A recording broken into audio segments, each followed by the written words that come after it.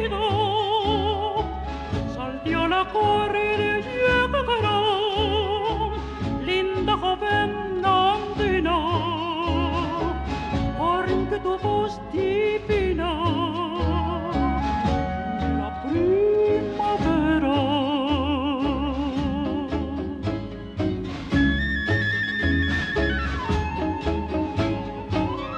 Y al ver que así